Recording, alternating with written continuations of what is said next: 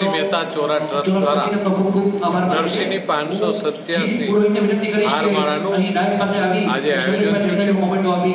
નરસિંહની વાત આવે એટલે જૂનાગઢની નગરી કહેવાય, અને જૂનાગઢ હોય અને નરસિંહની યાદ ન હોય કે નરસિંહની વાત ન હોય તો એ આપણા માટે બહુ આશ્ચર્ય કહેવાય।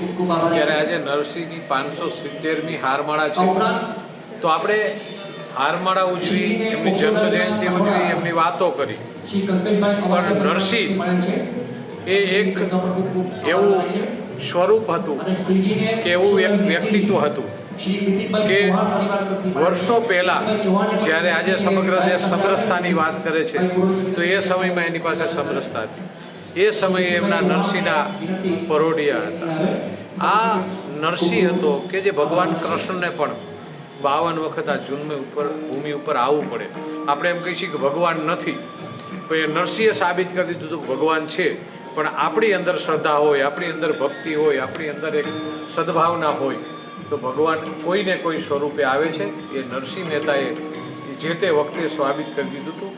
એટલે આપણા જીવનની અંદર આવી હારમાળાઓ હોય કે આવી જન્મ જયંતિ હોય ત્યારે આપણે ખાલી પુષ્પાંજલિ કરતા હોઈએ છીએ, યાદ કરતા હોઈએ, એ મહત્વનું નથી, પણ એમને એના જીવનની અંદર જે તપ કર્યા છે, જે એમને વાતો કરી છે, એ આપણા જીવનની અંદર ઉતારી તો જ સાચી સાર્થકતા ગણાય।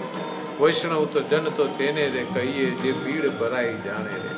આ શબ્દ આખી દુનિયા, આ ગીત આજે નરેન્દ્રભાઈ પણ જ્યારે વર્લ્ડના તમામ નેતાઓ આજ જ્યારે દિલ્હીની અંદર હતા ત્યારે એમને રાજઘાટ ઉપર આ ગીત વૈષ્ણવ જન આ શક્તિ છે નરસિંહની, આ તાકાત છે, એ આપને મળી છે આ જૂનાગઢને, આપણા માટે તો ગૌરવની બાબત છે।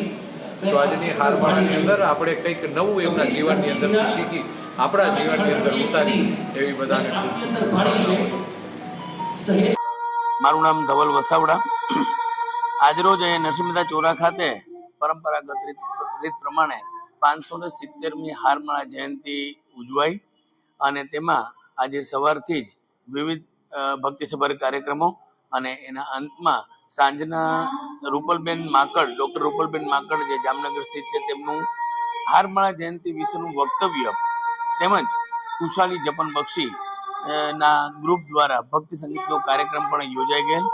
આ સંપૂર્ણ કાર્યક્રમ દરમિયાન જૂનાગઢના મેયર શ્રી, જૂનાગઢના ભાજપ પ્રમુખ શ્રી તેમજ ધારાસભ્ય શ્રી સંજયભાઈ કોરડિયા, પૂર્વ મેયર શ્રી અને પૂર્વ પ્રમુખ નરસિંહ મહેતા ચોરા સમિતિના પણ હાજર રહેલ, અને તમામ નરસિંહ પ્રેમીઓની હાજરીમાં ખૂબ જ સરસ રીતે આજનો આ પ્રસંગ ઉજવાયેલ। આપ સર્વે જાણો છો તે પ્રમાણે આ પ્રસંગ એ નરસિંહ મહેતાજીની ભક્તિનો વિજય છે એમ ગણી શકાય। રાજશક્તિ ઉપર ભક્તિ શક્તિનો વિજય એ ગણી શકાય। રા માંડલિકના કહેવાથી અથવા તો તેની જીદથી દામોદરરાયજીએ તેમના ગળાનો હાર નરસિંહ મહેતાજીના ગળામાં પહેરાવ્યો, એ દિવસ એટલે હારમાળા જયંતિ, જે માગસર સુદ સાતમના દિવસે પરંપરાગત રીત પ્રમાણે ચોરા સમિતિ હર હંમેશ ઉજવે છે। આભાર।